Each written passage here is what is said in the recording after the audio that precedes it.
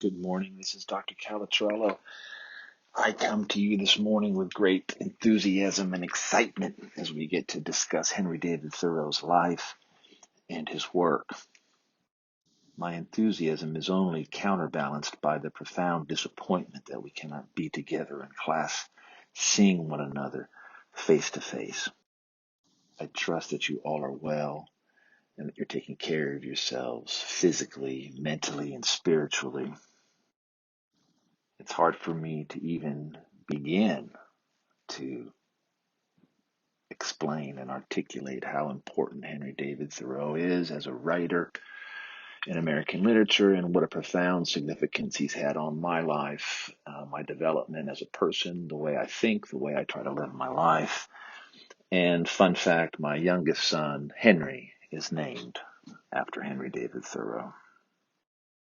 I know we're just coming off of Ralph Waldo Emerson, a study of transcendentalism, and a reading of Emerson's essay, Self-Reliance.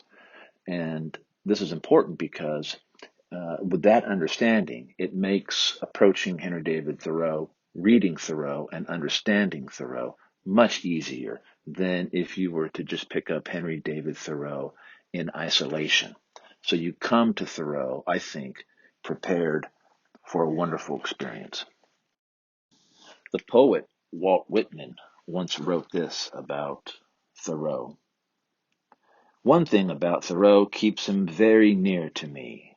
I refer to his lawlessness, his dissent, his going his absolute own road, let hell blaze all it chooses. End quote. Thoreau, in perhaps a way that Emerson was not, was truly a man of action. And if we were in class together, we would make that point very clear to one another.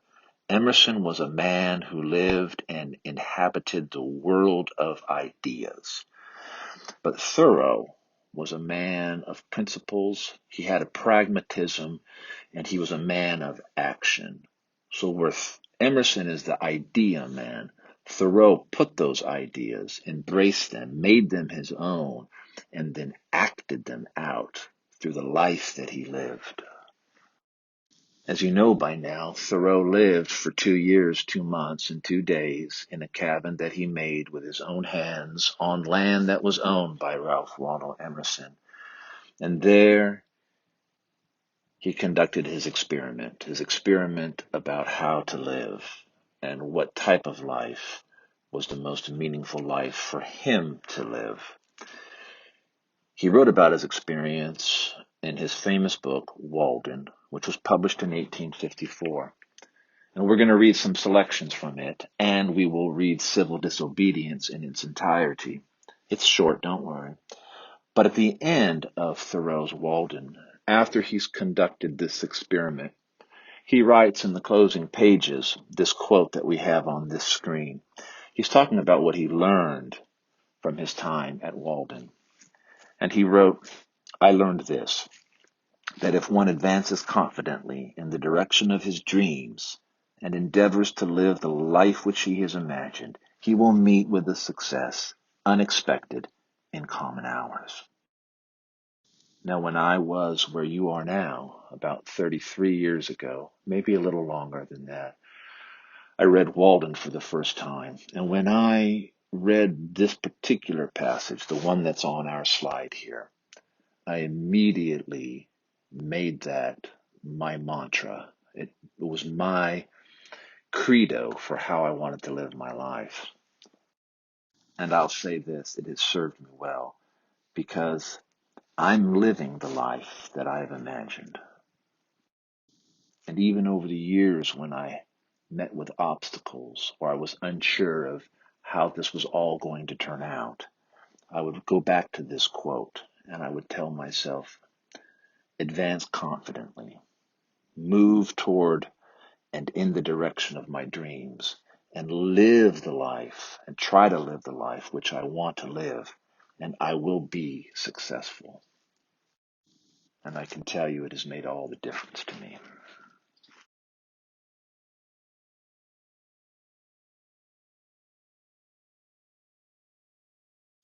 Of all the transcendentalists, Thoreau was the only one who was born in Concord, Massachusetts, even though so many, like Emerson, like Fuller, like Channing, and so many of the others, gravitated toward this sort of magnetic epicenter, this sort of intellectual hotbed of ideas that was Concord, Massachusetts in the beginning of the 19th century. But Thoreau was born there, and he spent most of his life in and around that town.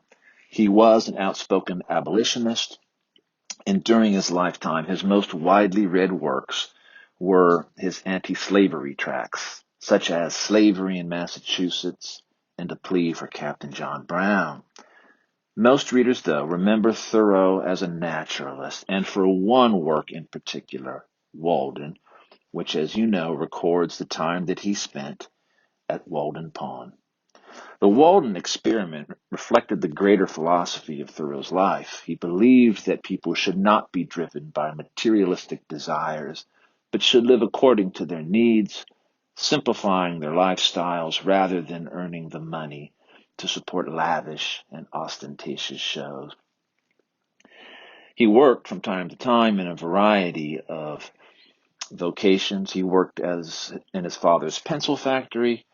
Thoreau died ultimately at the age of 44 uh, by tuberculosis. After his death, passages about nature were culled from his journal writings and printed in magazines. His life's journals were published as a whole in 1906. The journals that Thoreau kept began at Emerson's insistence or Emerson's inquiry into what Thoreau was thinking, what he was writing about. To this day, Thoreau remains among the most important and challenging of nature writers, philosophers, and social/political critics.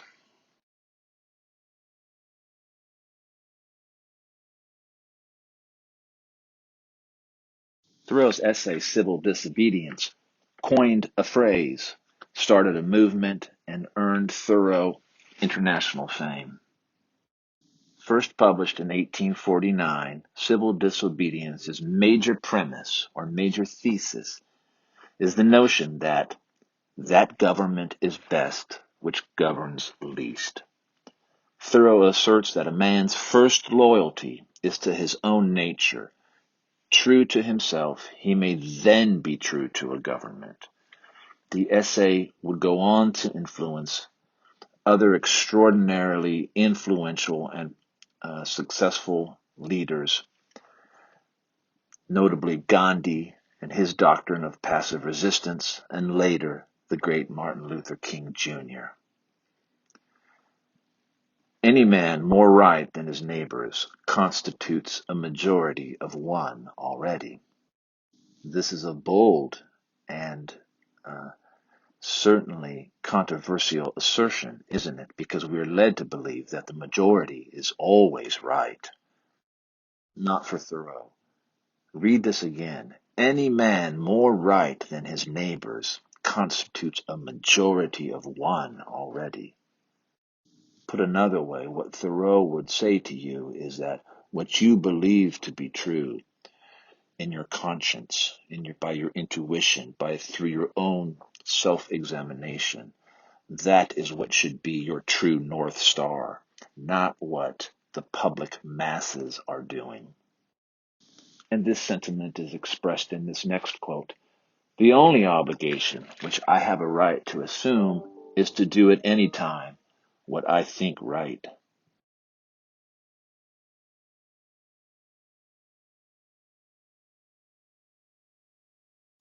Convinced that the mass of men lead lives of quiet desperation, Thoreau lived alone in a cabin at Walden Pond, outside Concord, Massachusetts, from 1845 to 1847. He went to Walden and began his experiment on July 4th, in fact, 1845. And we could talk and discuss the significance of choosing that date to undertake his experiment. The aim was to front only the essential facts of life, to emancipate, in other words, to free himself from the slavery of material possessions. After giving these reasons for his experiment, Thoreau goes on to describe his observations and habits at Walden Pond, where he would live and watch the seasons unfold. He does not encourage everyone to live in the woods, not at all, but in fact just urges his readers to examine their lives and to re-examine them and simplify them so that its meaning may become clear. The underlying premise being that not all of us seek the same path. Not all of us must pursue the same or share the same values and ideas of what it means to be successful. And what he feared, and what we all fear, is that so many people seem to conform to what society expects of us. And in doing so, they lose track of who they truly are, who they were meant to be, and never really fulfill their full potential.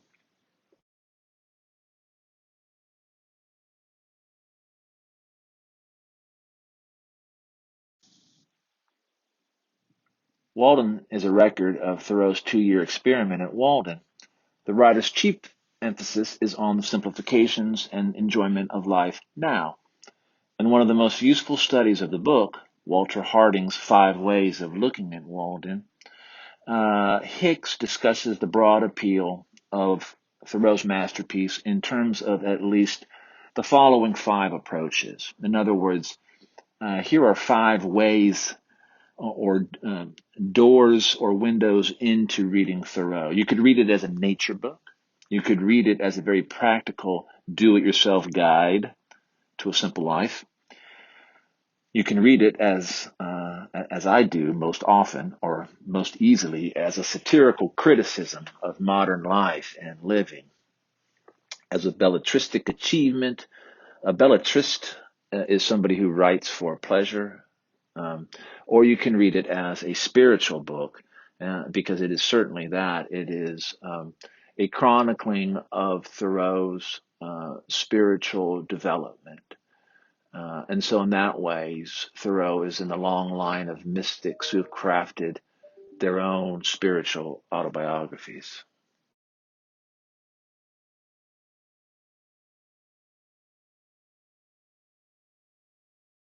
What others have written about the life of Henry David Thoreau.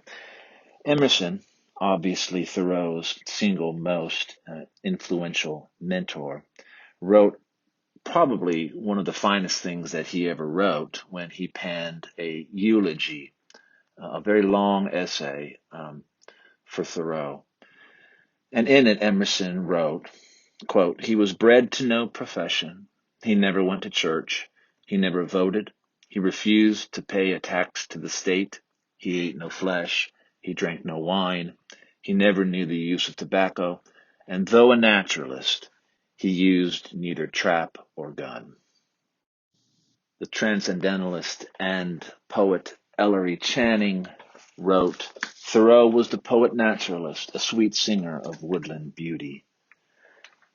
Frank Sanborn wrote, "He was a conquered warrior, a later embattled farmer."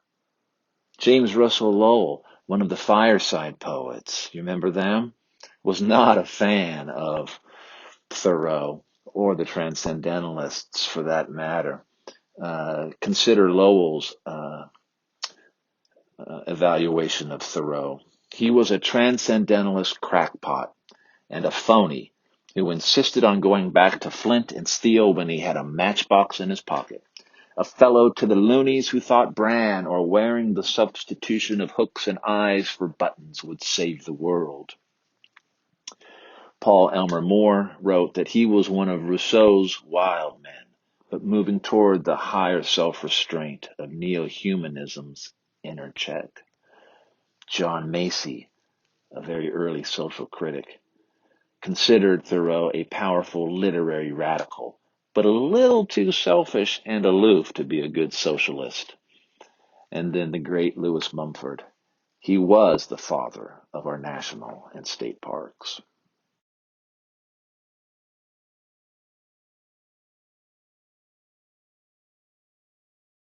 There are any number of ways to begin discussing the life and the work of Walden that you have just read. Um, if we were in class, I would put you guys into groups. I think what I'll do instead is to choose a couple of these questions that we have listed here and perhaps ask you to choose one to write about on the discussion board for a quiz.